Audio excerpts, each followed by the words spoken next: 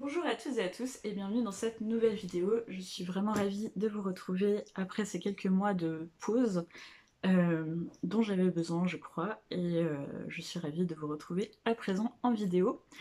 Si jamais vous voulez continuer à me suivre ou aussi discuter avec moi, je suis souvent sur Instagram. Je suis pas la personne la plus active au monde, mais je suis souvent sur Instagram et ça me fait super plaisir de parler avec certaines et certains d'entre vous. Donc si jamais mon nom de compte c'est page et murmure comme sur ma page YouTube, donc voilà, n'hésitez pas. Et donc, après tous ces mois où je n'ai pas filmé, j'ai quand même beaucoup lu et je vous propose qu'on découvre tout ça tout de suite. Il y a des lectures assez mitigées, j'ai lu beaucoup de mangas, je dois avouer que c'était une période où j'avais besoin de me changer un peu les idées et j'en ai lu énormément. Donc beaucoup de mangas, beaucoup de yaoi et pas mal de fantasy aussi, avec des bonnes et des surprises plus ou moins mitigées. Donc voilà. On va sûrement couper cette vidéo en deux ou en trois parties, donc ce sera la première partie. Et je couperai pour que ce soit pas trop long parce que là vous voyez pas, là autour de moi il y a des tas de livres qui s'empilent, donc c'est un peu compliqué. Donc je vous propose qu'on commence avec une de mes meilleures lectures récemment. Il s'agit de Autolouange et autres poèmes des sœurs Brontë, donc aux éditions Folio, vous savez l'édition à 2 € qui maintenant est devenue une édition à 3 € je crois. Et donc il s'agit d'une sélection de poèmes composés par les sœurs Brontë, donc qui se surnomment par des surnoms masculins. Donc nous avons Currer, Ellis et Acton Bell. Et ce sont donc les trois sœurs Brontë, Anne, Charlotte et Emily. Ça a été très beau. Honnêtement, je l'ai vraiment dégusté. J'ai déjà du mal avec la poésie parce qu'il faut savoir que quand j'étais beaucoup plus jeune, la poésie était mon genre littéraire préféré. J'ai lu un nombre incalculable de fois Les Fleurs du Mal, qui reste un de mes livres favoris de tous les temps. J'ai beaucoup aimé aussi le Spleen de Paris. J'étais très fan aussi de Rimbaud et de Ronsard. Et petit à petit, la poésie ne m'a pas suffi. J'avais besoin en fait d'une histoire racontée en prose et je me suis beaucoup éloignée de la poésie. D'autre part, j'ai fait des études littéraires et notamment de l'anglais, même si j'ai abandonné au bout d'un an. Et en anglais, on avait fait beaucoup de poésie aussi, et j'ai eu du mal en fait à lire de la poésie anglaise sans la lire dans sa langue originale. Et donc c'est quelque chose qui me pose problème parce que j'ai par exemple très envie de découvrir la poésie japonaise, chinoise ou allemande, mais je ne peux pas la lire dans leur langue originale, ce qui fait que j'ai énormément de mal à m'y mettre. Donc voilà, je l'ai acheté parce qu'il coûtait vraiment pas cher, mais j'avais beaucoup d'a priori, et en fait ça a été une très belle découverte. Honnêtement, j'ai été complètement transportée, en particulier par Currer, qui je crois est Emily, sauf erreur. N'hésitez pas à me dire en commentaire si c'est pas le cas, mais il me semble, hein. C'est aussi les poèmes les plus sombres. Et ça a été un tel plaisir de les découvrir et de les lire que j'ai acheté un autre recueil de poèmes d'un autre auteur, cette fois-ci irlandais, que j'avais très envie de découvrir depuis très longtemps, dont je vous parlerai très bientôt. Donc c'était magnifique, c'était extrêmement torturé, très beau, avec de très belles représentations de la nature aussi. J'avais envie de vous lire Seul Natal, qui est un de mes préférés. Comme il luit de tout son éclat au soleil, le lierre des bois dans ses jeux, tandis que, de leurs écorces, les êtres là-bas réfléchissent ces rayons d'argent. Ce soleil contemple un charmant spectacle depuis les cieux tendrement souriants, et parmi d'innombrables arbres sauvages, le vent d'hiver gémit. Tantôt à grand fracas, il tonne au-dessus de ma tête, et tantôt meurt dans le lointain. Mais rendez-moi mes collines stériles, où se lèvent des souffles plus froids, où, rares, épars et rabougris, les arbres peuvent produire un égal crescendo, mais où une étendue de landes désolées résonne aussi bien en écho. En lieu de ce vaste et beau jardin, de ces bosquets d'arbres toujours verts, de ces longues allées sinueuses et du velours de ces pelouses, entre ces bordures bien taillées, Rendez-moi ce petit coin de terre, enserré de ces murs gris, où l'herbe emmêlé à l'abandon s'étend, et le chien d'en règne en usurpateur. Bien qu'autour de ce haut manoir tout invite le pas à s'aventurer, et malgré le bel intérieur de ces salles, oh, rendez-moi mon sol natal. Donc là, c'est de Acton. Je trouve que c'est vraiment magnifique. Et j'avais peut-être juste envie de vous lire le début du poème Philosophe, donc cette fois-ci par Élise. Donc c'est assez amusant. En fait, j'ai choisi deux bouts de poèmes qui ne sont pas de Currer, qui sont pourtant mes poèmes préférés, mais Currer, en fait, ils sont assez longs. Donc c'est des poèmes de plusieurs pages. Donc ils sont très beaux, mais il faudrait vous lire tout le poème et la vidéo ne s'arrêterait plus. Donc je vous propose le début du Philosophe. Assez pensé, philosophe. Voici trop longtemps que tu rêves, sans lumière, en ces murs maussades, alors que resplendit l'été. Âme coureuse d'espace, par quel triste refrain vas-tu clore à nouveau tes songeries? Oh, vienne le temps que je dorme sans identité, n'ayant cure que la pluie me trempe, ou que me couvre la neige. Nul ciel promis n'assouvirait, même à demi, ces sauvages désirs, nul enfer ne maîtriserait de ces flammes inextinguibles, cet inextinguible vouloir. Donc voilà, c'est très beau. Si vous avez aimé les Sœurs Brontë, même si vous voulez les découvrir, je vous les conseille, je trouve que la traduction est très bonne. La traduction, c'est Robert Davreux et Pierre Léris, et en réalité ça vient de la bibliothèque de la Pléiade, donc c'est quand même une référence, donc voilà, je vous les conseille très fortement.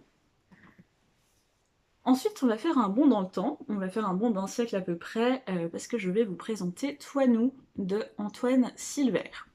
Donc c'est un livre, j'ai pas mal de choses à dire dessus.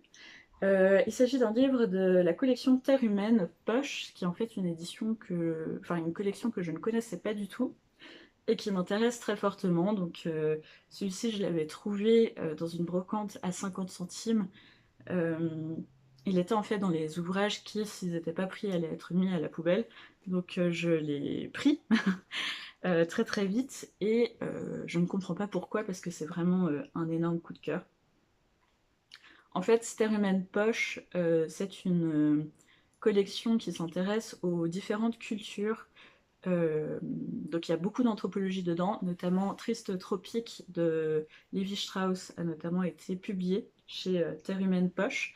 Il y a aussi des ouvrages écrits par des personnes qui vivent dans la rue, d'autres par des autochtones de différents pays, etc. Donc voilà, c'est une collection qui m'intéresse beaucoup et surtout je trouve assez formidable d'avoir pu faire ce genre de collection aussitôt, entre guillemets, dans le temps. Par exemple, celui-ci... Donc celui-ci, il a été publié en 1980. Mais il y en a d'autres plus anciens, par exemple Triste Tropique, et je trouve ça vraiment chouette. Donc, de quoi ça parle? Ça parle de Toi-nous, donc à la Belle Époque, qui est un petit garçon à la fin du 19e siècle. Et petit Toi-nous, donc qui est en réalité Antoine Silvère qui nous parle de son enfance, va vivre une vie extrêmement dure de paysan. On va le suivre jusqu'à ses 14 ans, je crois, si je me souviens bien, dans ce texte autobiographique. Et il va nous raconter la vie absolument terrible, terriblement dure, terriblement sans amour, très rude dans ses campagnes. Ça a vraiment été un livre qui m'a beaucoup marqué, surtout par rapport à la place qu'ont les femmes dans l'ouvrage. On voit vraiment le destin tragique de ces femmes et du petit Toinou qui en fait n'a pas d'amour de la part de ses parents. Pas forcément parce qu'ils n'en ont pas, mais parce qu'ils sont très fatigués et parce qu'ils ont une vie terriblement dure. Ça a été vraiment bouleversant, je ne saurais même pas trop comment vous en parler plus, dans le sens où il se passe pas spécialement grand-chose, on va vraiment suivre cet enfant au fur et à mesure qu'il grandit, et c'est terrible, c'est vraiment terrible. Je voudrais peut-être vous lire un petit passage.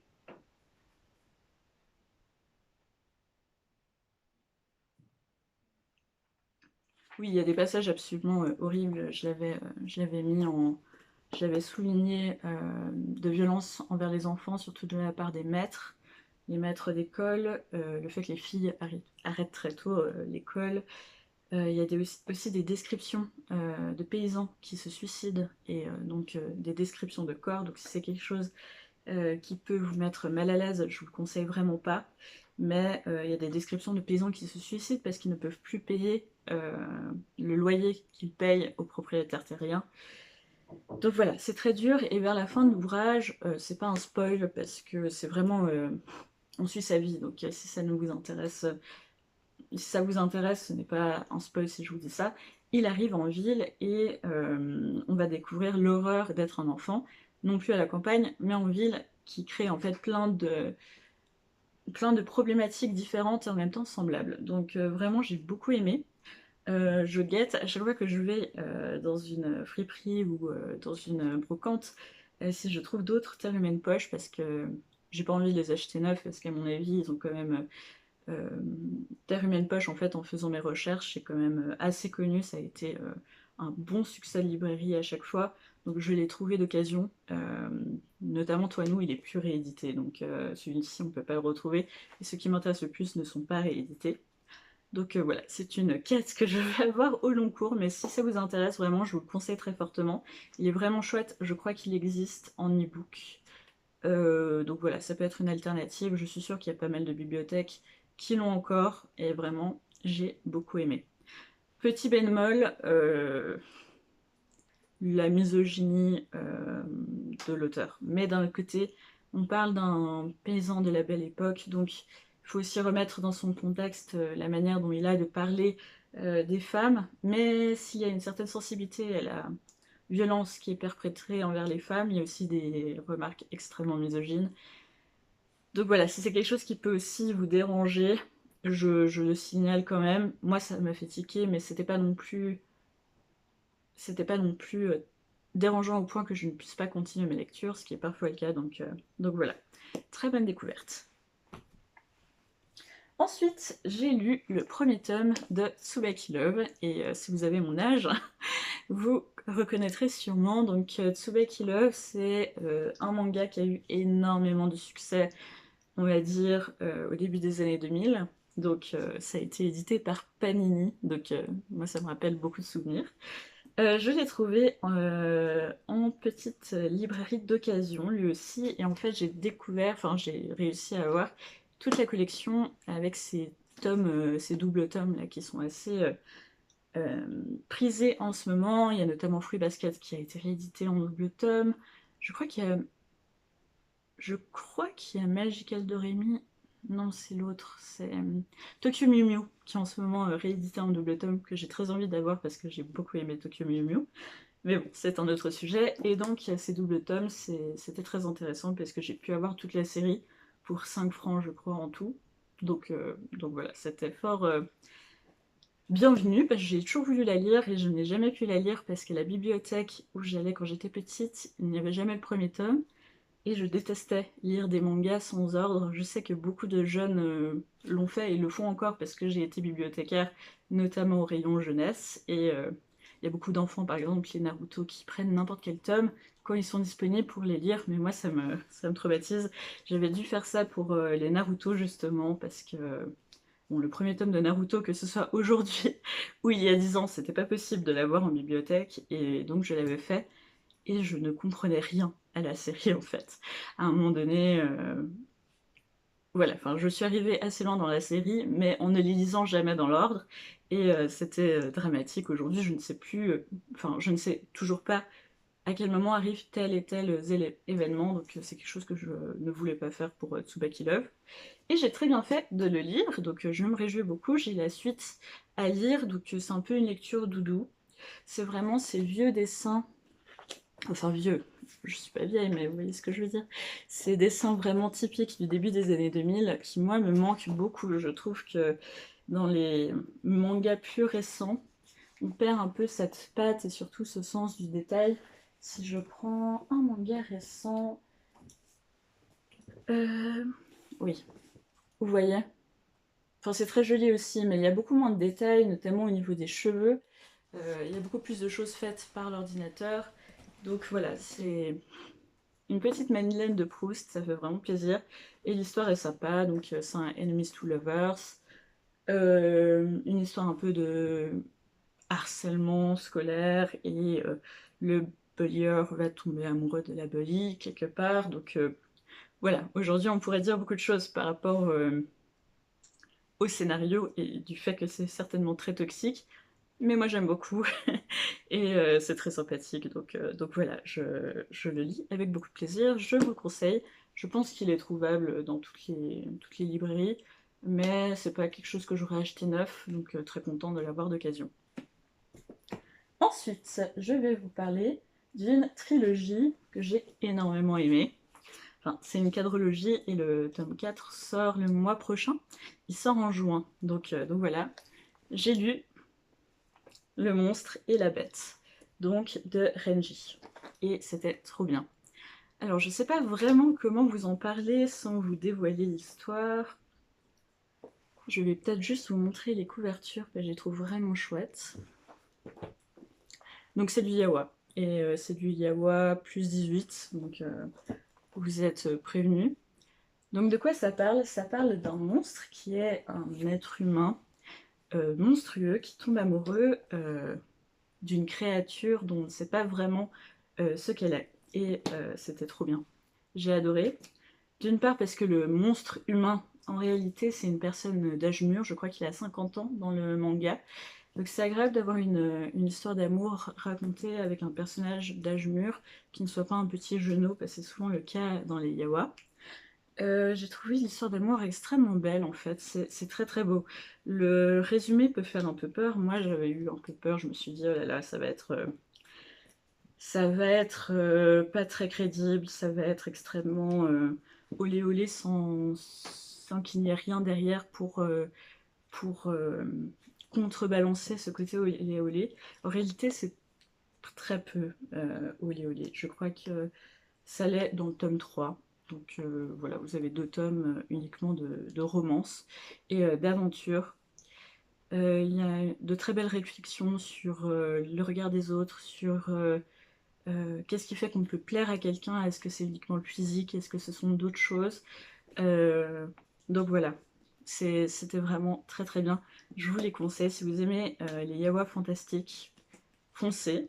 Si vous voulez découvrir les yaoi, peut-être pas celui-là en priorité, mais honnêtement, je pense que c'est le meilleur yaoi fantasy que j'ai lu de toute ma vie. Donc j'en ai lu pas mal, donc vraiment c'est une grosse pépite et je vous le conseille très très fortement. Ensuite, un livre que j'ai abandonné. J'ai abandonné Et ces êtres sans pénis de Chandor Javan, que vous connaissez certainement. Donc Chandor Javan, c'est une activiste féministe iranienne qui a aussi beaucoup écrit. Elle a notamment écrit Les putes voilées ne vont pas au paradis, qui est un ouvrage que j'ai beaucoup beaucoup aimé à l'époque. Et ces êtres sans pénis, ça raconte un peu le destin de plusieurs femmes iraniennes dans une société complètement hostile aux femmes. On peut se demander pourquoi, je ne l'ai pas terminé alors que je l'avais bien annoté. En soi, c'était très bien. Je n'ai pas de critique particulière à faire à l'ouvrage, mais en fait, c'était vraiment dur à lire. C'était vraiment très très dur. Il y avait beaucoup de passages en fait qui, moi, m'ont mise extrêmement mal à l'aise. Je suis féministe et j'ai beaucoup étudié le féminisme dans d'autres pays du monde, donc c'est pas ça le problème, mais j'ai trouvé qu'il y avait vraiment quelque chose d'extrêmement, je sais pas, quelque chose m'a dérangée, j'étais vraiment pas à l'aise et j'avais presque la nausée en lisant, donc je me suis dit que j'allais arrêter.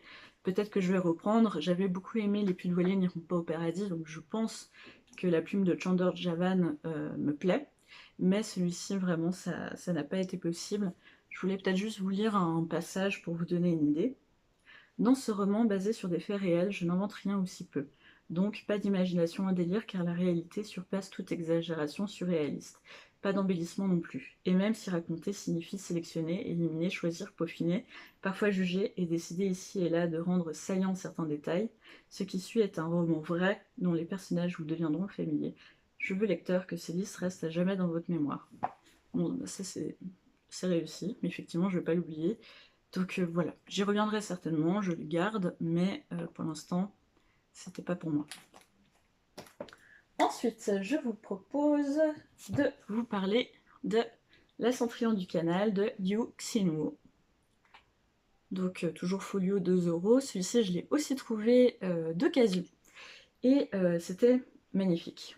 En fait, ça parle de Chai Mei, qui souffre en fait d'une tumeur au visage. Donc c'est une jeune chinoise, on va dire de la classe moyenne basse, qui va partir dans la capitale pour devenir femme de ménage afin de gagner de l'argent à envoyer à sa famille rester à la campagne.